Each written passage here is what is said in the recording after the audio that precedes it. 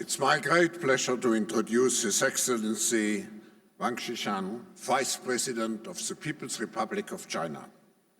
This year, Mr. Vice President, you have brought the largest ever Chinese delegation to Davos, and it's actually since over 40 years, 41st year, that since 40 years that China is participating.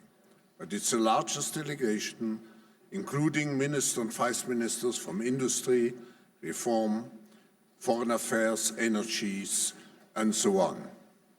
More than 50 Chinese CEOs of large companies are also among us.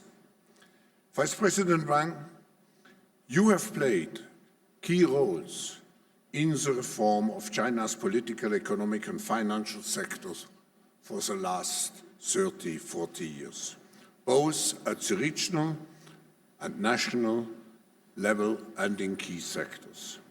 You have been a key figure in leading the extraordinary growth in China and bringing the country into the international system, exercising multiple important functions on a provincial and on a government level. Here, today, Mr. Vice President, we welcome you with your experience, and we look forward to hear from you how you see the future of your own country and the future of the world. A very cordial welcome to you, Vice President Wang Qishan.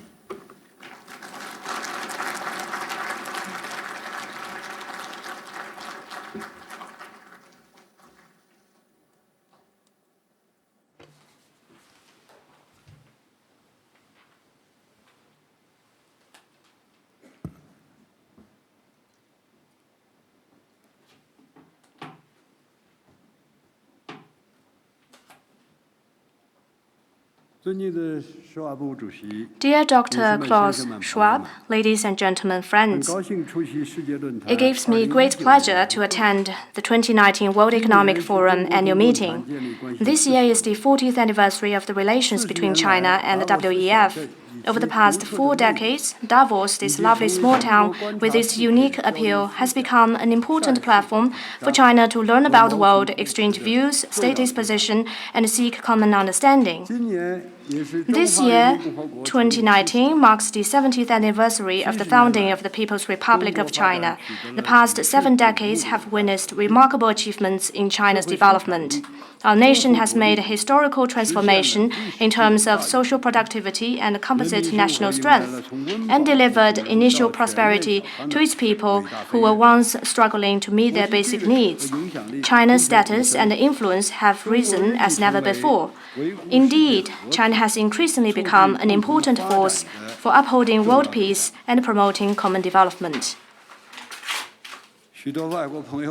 Many foreign friends have asked me what has made it possible for China to achieve so much in development and progress, and how will a stronger China engage the rest of the world? Well, these questions can be answered from historical, cultural, and philosophical perspectives. Given the close linkage between the past, the present, and the future, one needs to learn about China's past in order to understand its present and forecast its future. China has an uninterrupted civilization of more than 5,000 years. And the Chinese nation has both gone through sufferings and made splendid achievements. When the West embarked on industrialization and embraced the oceans, China fell behind because its emperors chose to shut its door to the world. And this made China a victim of foreign aggression. Since modern times began, China was beset by crises at home and abroad, and ravaged by wars and chaos, which inflicted untold sufferings to its people. However, in a century of darkness, the Chinese people, rising one upon another in an unyielding spirit, never stopped searching for a way towards national renewal and prosperity. 70 years ago, the Communist Party of China, rallying the Chinese people around itself, engaged in an indomitable struggle and succeeded in establishing a new China in the ruins of an old semi-colonial and semi-feudal society, thus achieving national independence and the liberation of the Chinese people. Since then, the Chinese nation has gained rebirth and entered a new era of development. We will stay true to the founding mission of the Communist Party of China, uphold its leadership and China's fundamental socialist, political, and economic systems, and be guided by a people-centered development philosophy. From the founding and building of the People's Republic to the launching of the Reform and Opening Up program and the shifting of focus to economic development, we have moved away from revolution to reform, from a planned economy to a market economy, and from isolation to all-round opening up. In this process, we have broken free from the fetters of dogma and utopian thinking, freed our minds and taken a realistic and pragmatic approach, and applied Marxism's basic tenets in the context of China's realities. 4 to 5 generations of us Chinese have, going through twists and turns, probed a way forward. Through trials and errors, with many lessons learned and heavy prices paid along the way, we have made great accomplishments and embarked on a path of building socialism with distinctive Chinese features. Thanks to 70 years of hard work and dedication, we have turned a weak and impoverished agrarian country with backward productivity into the world's second-largest economy, the largest industrial manufacturer, and the largest trader of goods, creating bright prospects for the great renewal of the Chinese nation. Well, this is what history has told us. The Chinese nation, long among the leading civilizations in the world history, has made unique and significant contribution to human progress. The profound historical and cultural heritage of the Chinese nation is in the genes of its people. What we long for is to see China regain its rightful place among the nations of the world and achieve great rejuvenation. The Chinese nation, as we know today, originates from a number of nationalities that embraced and integrated into one another throughout history. We are a peace-loving, open, and inclusive nation that keeps abreast of the times. While keeping the fine Chinese culture alive and strong, we also respect other civilizations and values, and draw inspirations from other cultures. As we continue to follow the socialist path with distinctive Chinese features, we will respect other people's independent choices of paths and systems. The Chinese culture values the teachings that one should help others to succeed while seeking one's own success, create a world for all, treat others with respect, and pursue win-win cooperation. We reject the practices of the strong bullying the weak and self-claimed supremacy. Today, China's interests and future are closely linked to those of the world. While developing itself, China also wishes to work with all countries for common development and a community with a shared future for mankind. The advances in China in the past 70 years are not a godsend, nor a gift from others. Rather, they are made by the Chinese people through vision, hard work, courage, reform, and innovation. By striving to meet people's aspirations for a better life, we can surely win their support. United as one, we Chinese can overcome various risks and challenges. A land of 9.6 million square kilometers, a people of nearly 1.4 billion, and a history of over 5,000 years. These are the underlying features of China, and they are the source from which China derives confidence in its path, theory, system, and culture. We have embarked on a right path that fits China's conditions and is in keeping with the trend of the times.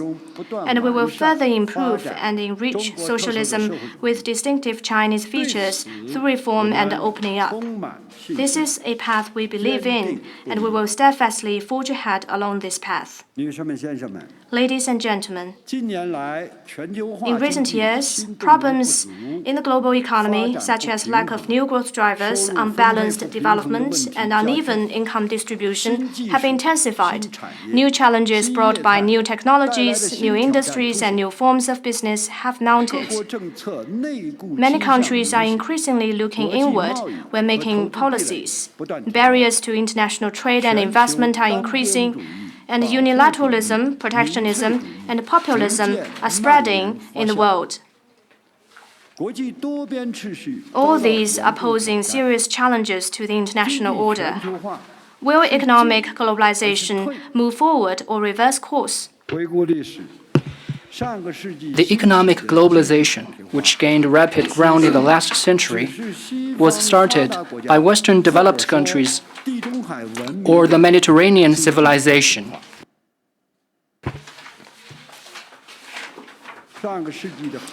In the late 20th and early 21st centuries, technological advances have significantly reduced the geographical distance and other barriers to exchanges among countries and accelerated the economic globalization process. The BRICS countries, Vietnam, Indonesia, and other emerging economies have risen. As a result, economic globalization has reached a new stage as we now know. Western multinational corporations and financial institutions are the main drivers of economic globalization. As they seek maximum profit in their operations, they allocate resources to countries with low-cost production factors and sound business environment when building global industrial chains. In this process, China has moved up from the low end to the medium and high end of the global industrial chain. The nearly 1.4 billion Chinese who are enjoying greater prosperity have unleashed huge demand backed by purchasing power. And this has unlocked enormous market potential that no one can afford to ignore. Economic globalization represents an inevitable trend of history, given the enormous potential that derives from harnessing the comparative advantages of countries and enhancing economic connectivity. In response to the problems and challenges in the world today, the international community needs to make serious and deep-going analysis and, more importantly, take collective actions in line with the trend proactively. Under market economy conditions, too much emphasis on efficiency often comes at the cost of equity. While there are both internal and external factors that cause a problem, the internal one plays the key role. Therefore, we must take a targeted approach to address the problems that have emerged in the process of economic globalization. Development imbalances need to be resolved through further development. Countries need to press ahead with structural reform, strike a right balance between equity and efficiency, adopt effective policy measures to prevent the worsening of income inequality, and fend off the impact on some regions and industries caused by new technologies and market competition, so that all people stand to gain from continued development. What we need to do is make the pie bigger while looking for ways to share it in a more equitable way. The last thing we should do is to stop making the pie and just engage in a futile debate on how to divide it. Shifting blame for one's own problems onto others will not resolve the problems. To address its problem, China's choice is to focus on managing our own affairs well. Socialism with distinctive Chinese features has entered a new era, yet China also faces the problem of imbalances in development. The principal issue confronting the Chinese society is that unbalanced and inadequate development cannot meet our people's ever-growing needs for a better life. We will pursue development as the top priority, promote coordinated economic, political, cultural, social, and ecological advancement, and move steadily towards making China a moderately prosperous society in all respects. We in China have continued to carry out reform across the board, resolving many tough issues and navigating dangerous rapids. Major headway has been made in supply-side structural reform. Digital economy and other emerging industries are flourishing, and an innovation-driven China is taking shape. Decisive progress has been made in key battles of poverty alleviation, with the number of rural people living in poverty cut by over 80 million since 2013. Thanks to stronger measures taken, China's environment has been further improved. The Communist Party of China, the governing party in China, has strengthened itself by strictly enforcing party discipline, and a crushing victory has been secured in fighting corruption. We in China have continued to promote opening up across the board, advance international cooperation on the Belt and Road Initiative, upgrade an open world economy, and work for a new type of international relations featuring mutual respect, equity, justice, and win-win cooperation under the principle of consultation and cooperation for shared benefit. China remains committed to building world peace, promoting global growth, and upholding the international order. Ladies and gentlemen, new technologies bring opportunities, but they also create risks and challenges. Every major breakthrough in scientific discovery and technological innovation has greatly boosted human development and progress. But it has also led to the restructuring of value chains, industrial chains, and supply chains, and disrupted the balance in the economy and society and between countries and regions. Indeed, such breakthrough challenges the existing rules and order. As a result, adjustments need to be made to both the economic and social governance of countries and global economic governance. We are meeting here under the theme Globalization 4.0, Shaping a Global Architecture in the Age of the Fourth Industrial Revolution, which is highly relevant. The Fourth Industrial Revolution, with its speed, scale, and complexity, and the way it shapes human society, represents a significant evolution of the globalization process. We must work together to shape the global architecture in the age of the Fourth Industrial Revolution, with the vision to create a better future for all mankind. We need to uphold the security of all mankind. We need to explore the adoption of relevant rules and standards in a phased way, while leaving broad space for the dissemination and application of scientific discovery and technological innovation. We need to accommodate in a balanced manner the interests of all countries, especially those of emerging markets and developing countries. One should not ask the whole world to address only the security concern and comply only with the standards of developed countries or individual countries. It is imperative to respect national sovereignty and refrain from seeking technological hegemony, interfering in other countries' domestic affairs, and conducting, shielding, or protecting technology-enabled activities that undermine other countries' national security. We need to respect the independent choices of model of technology management and of public policies made by countries and their right to participating in the global technological governance system as equals. We need to uphold multilateralism, engage in extensive dialogue and cooperation based on mutual respect and mutual trust, and jointly build a system of rules for technology and new international cooperation framework featuring peace, security, democracy, transparency, inclusiveness, and mutual benefit, so that all people can gain from technological innovation. We need to uphold social equity and justice and ensure technological innovations are made in compliance with the rule of law and internationally recognized norms, and that they are guided by us humans, meet our needs, and be compatible with our values. We need to prevent technological advances from being turned into tools of committing terrorism and crimes or violating individual rights. We need to improve policy environment and promote social prosperity and stability. We should both respect and protect the rights and interests of innovators. At the same time, we should provide necessary education and training to enable the public to adapt to the fast advancement of technology and ensure that such advancement helps raise living standards, create jobs, protect the environment, and promote the long-term interests of mankind. Ladies and gentlemen, in this changing world, making advance is like climbing a mountain. It is commitment, conviction, and confidence that drive us forward.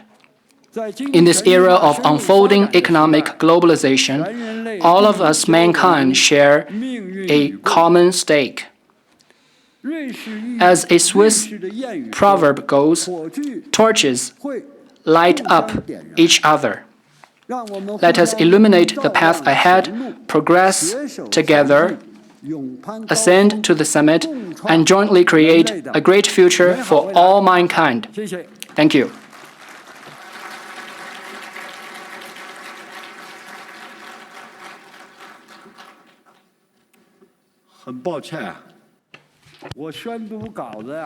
I'm sorry. When I was reading my speech, I was thinking about one thing. I was thinking about when playing golf, there was a teaching from the coaches saying that you should never raise your head. No matter you are the pusher or the driver. Because whenever you raise your head, there is a head up, there will be a problem. So when I was reading my speech, I was always reminding myself that I should not raise my head. But it was not easy to do that. I tried to do it without a heads up because I don't have this tipping screens beside me. Our soft power has not reached that stage, and people like us do not have spin doctors to teach me what to do on the stage. I myself have never received such trainings. So I reminded myself when I read my speech, I have to do it well without raising my head. But I found it to be not easy. But whenever I try to raise my head, I see people try to film me, try to take a photograph of me. And that's why I just lowered my head. So the journalists might have some problem with it. So for the audience, I believe you might feel that it's good that I just read my speech. Thank you.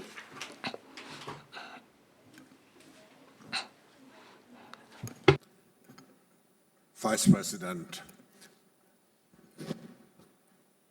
congratulations for your speech, which gave us a deep insight into your thinking about the present world and about Chinese economy.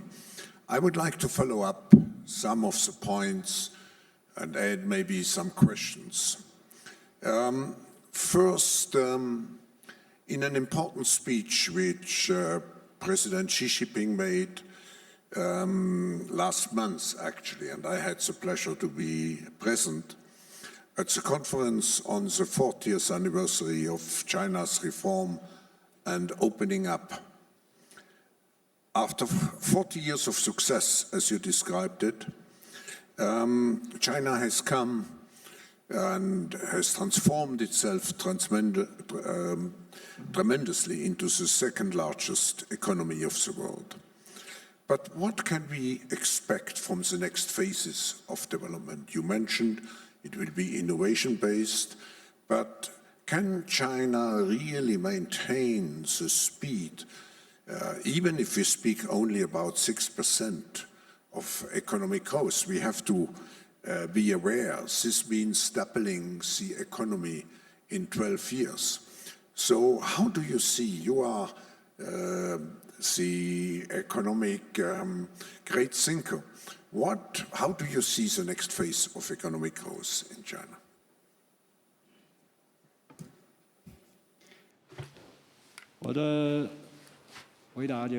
My answer is that in my speech, I was not just talking about the 40 years, I was talking about the 70 years.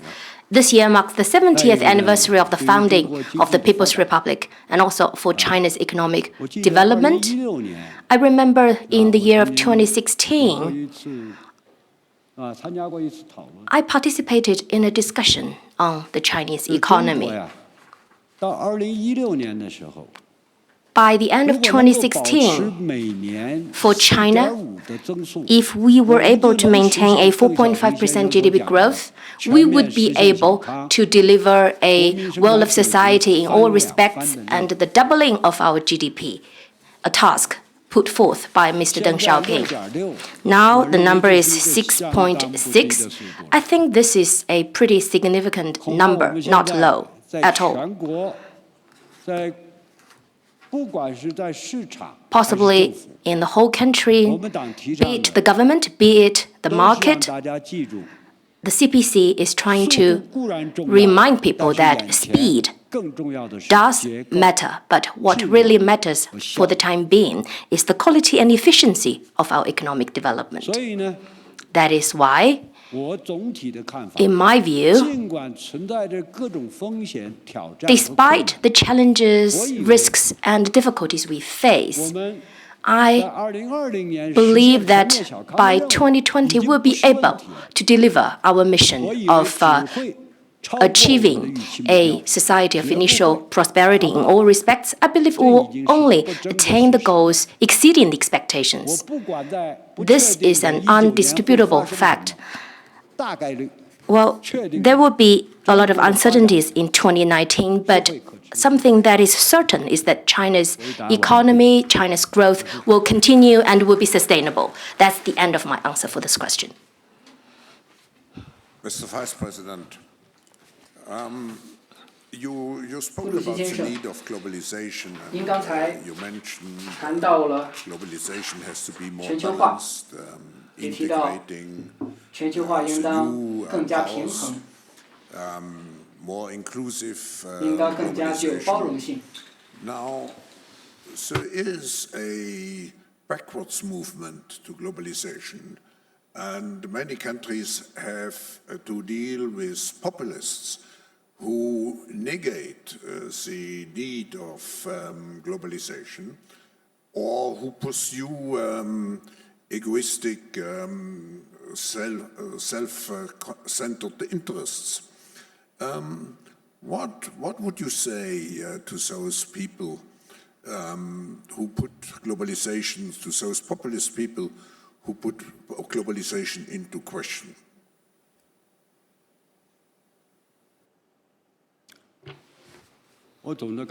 My general feeling is that globalization represents a trend of history. As this trend of history progresses, imbalance is something inevitable. In philosophical terms, balance is relative, but imbalance is the absolute reality. So now we do face a lot of imbalances, and in the middle of imbalances, for those groups of people who feel the imbalance, they are making their responses. I believe it is understandable, and this is inevitable. So the fundamental issue in my view, is to stick to the approach I mentioned in my speech. That is, we have to continue to make the pie bigger. And in this course, governments of all countries have to do something to reduce imbalance, to strike a better balance between efficiency and equity, put in place policy measures to do whatever they can to make sure that this imbalance will not aggravate, and try to contain the momentum of expanding imbalance. So in my view, if that is done, globalization will have a further guarantee. And for those people who question globalization because of the imbalances, once their interests are well protected, this counterwave against globalization will phase out, and the trend of history will continue to surge forward. That's the end of my answer. Vice President, 2 years ago, when President Xi Jinping was here, and I remember he pointed out that the global economy, the world, was facing three challenges. First, the lack of robust driving forces. Second, for growth. Second, inadequate global economic governance. And number three, uneven global development. Now we may be at the end of an economic upswing cycle. It was one of the longest upswing cycles after World War II. And we face, as our global risk report has shown, many risks. So we may be faced with a global crisis again. Do we feel we are well equipped for mastering a new global downturn, and what could your country contribute to avoid such a risky situation? How could your country contribute managing the risks?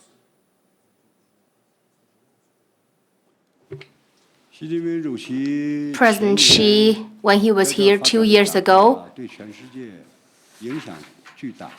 in his speech, I believe his speech had a major impact on the world. And last year, Vice Premier Liu He was here, and this year I am here. The participation of all of us here at this forum is geared, actually, to try to help the audience better understand President Xi's message. Remember that in what I said in my speech just now, I said that we have to understand better the socialist thinking in China in the new era. So I try to make some explanation to this new thinking, what it's all about in this new era. In my view, what you said, you mentioned that we are approaching the end of the upswing in economic development, and there is the possibility of an economic crisis. So, as the saying goes, be it a blessing, be it a bad luck, we cannot shun away from it. So, what if there is really a crisis? Is it true that we are approaching the end of the upswing? I believe there are different perspectives on this. This is like when I answered your question just now. For China's development, there are all sorts of views. Someone is saying that China is approaching the end of its growth, or we have already reached the end of the growth. But if you ask us, we believe that we have not approached the end. We are actually pursuing more sustainable growth. So it's really something that takes all sorts of different views and conclusions. What matters is that we manage our own affairs well. For China, if its economy is doing okay, then given the connectivity between the Chinese economy and the rest of the world, I believe this itself, good economic performance in China, is a contribution to the world economy and to humanity. I have a view. In 2008, the global financial crisis, how come the crisis passed so fast? Unlike the previous crisis of the last century, we had a major depression as a result of the previous crisis. My personal view is that an important reason is due to the rise of the emerging markets and their participation in globalization. That's something that enabled the crisis originating from the Wall Street being dealt with in a relatively short span of time. That's always my view. Because I know China well. Someone is saying that, well, the disease is, occurred, is accumulated in the Wall Street, but it seems that the Chinese are taking more medicines than Wall Street people. So, since the global financial crisis, all the measures and policies adopted by the Chinese government reflects the fact that the Chinese government is a responsible government. Indeed, when we looked at China's economic reality in those years, the policies China put in place in those years helped the whole world to put the crisis behind in a speedy fashion. So China is not alone in doing so. In my view, all the emerging markets are making such a contribution. That is why I'm still optimistic about the prospect of the world economy. But we have always to have this bottom line approach. We have to prepare for the worst case scenario. So in the case of a crisis, in my view, this is like when you catch a cold. When you have a fever, what really matters is whether the whole humanity have the wisdom to tide over the difficulties in philosophical and historical terms. I don't think a crisis, any crisis, is big enough to crush humanity. Actually, it's an opportunity. We test our wisdom and vision and ability. So, firstly, I do not agree with the view that, well, there's bound to be a crisis, but we do live in an uncertain world. So, crises are likely. So, in the cases of crisis, the above mentioned are my view. In this case, no worry about the Chinese debt situation? Well, actually, when I answered the first question, I talked about the Chinese economy. So this is a repetition of the previous question.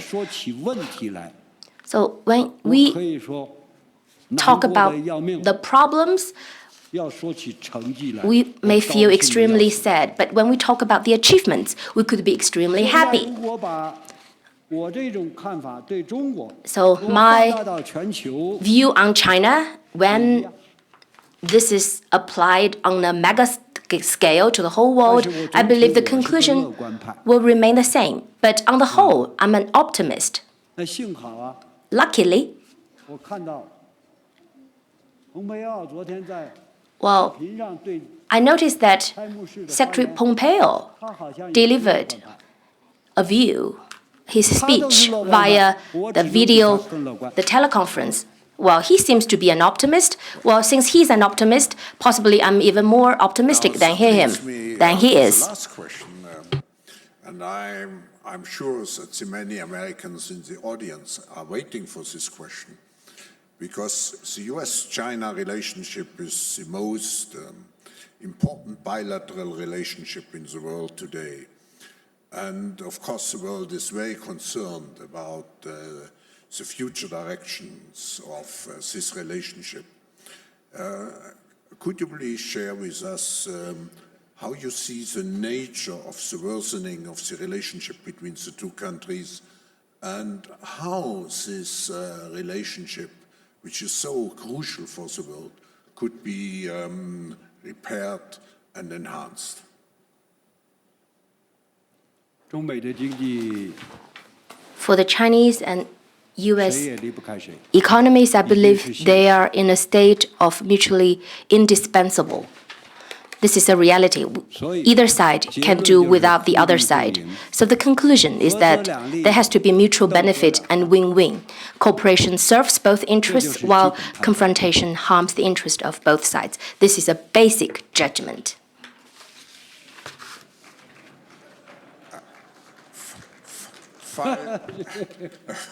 Vice President, I have to follow up.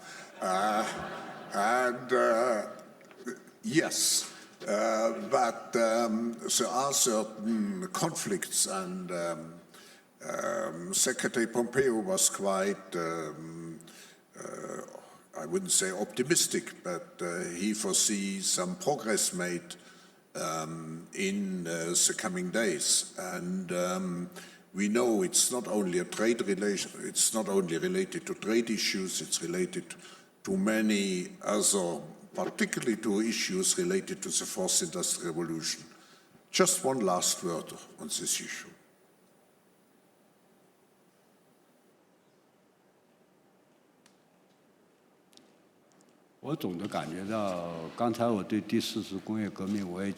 Well, I talked about the fourth industrial revolution. I think this revolution is about productivity. When productivity changes, the root of the fourth industrial revolution still lies in scientific discoveries and technological innovation. As a matter of fact, the fourth industrial revolution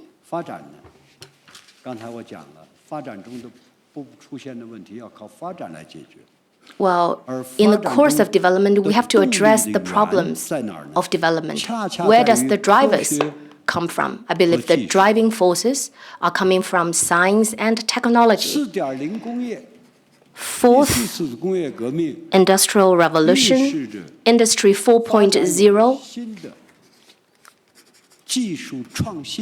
herald the new drivers of growth, new drivers of technological progress. They are bound to deliver a new outlook for our development, and they are bound to bring hopes and blessings for humanity. But at the same time, it is bound to challenge some existing standards and rules. So for those standards and rules, it is up to every one of us to take a realistic and pragmatic approach to make corresponding changes in keeping with the times, to gradually change them. And the rules should not be walking ahead of development. That's one of the key messages of my speech. I was trying to echo the theme of the forum. There are certain people who are very idealized. So before a new thing has emerged and taken shape, they try to set the rules for them. They try to set the standards for them. I was in charge of financial supervision when I was working at the central bank in China. I used to tell a story. In Chinese history, there was a story of a devil and a demon. So when the devil is 8 inches tall and the demon might be 10 inches tall. So I was trying to draw an analogy between the policeman and the thief. It is like the policeman is always in one step behind the thief, because if the policeman is always one step ahead of the thief, before the thief tries to steal, the police is always there. In that case, there will be no thieves in the world. So this is like the relationship between the regulators and the market. So I said on the spot that when the devil is 10 inches tall, maybe the bigger demon should be 8.5 inches tall. So this is like the relationship between the thief and the policeman. So for 60% of the thieves, if they could be caught and things stolen, could be recovered, then we'll have significantly fewer thieves. But if there are no thieves at all, I believe that will be too good to be true. That's the difference between having ideals and becoming idealized. That's the difference between regulators and the marketplace, and that's the difference between standards and innovation. Actually, I delivered those messages in my speech, but I try to expound on my thinking in answering this question of yours.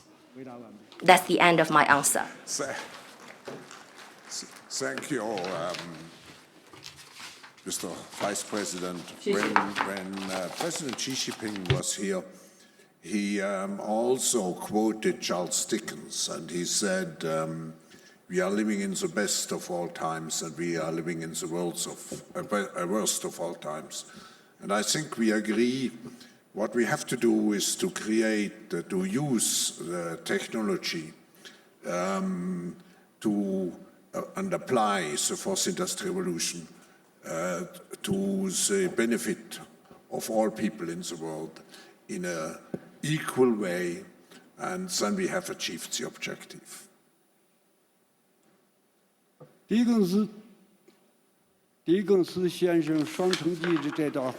The Tale of Two Cities of Charles Dickens, that line of Dickens is so philosophical, and that places him in an invincible situation, because it is the right thing to say under all circumstances.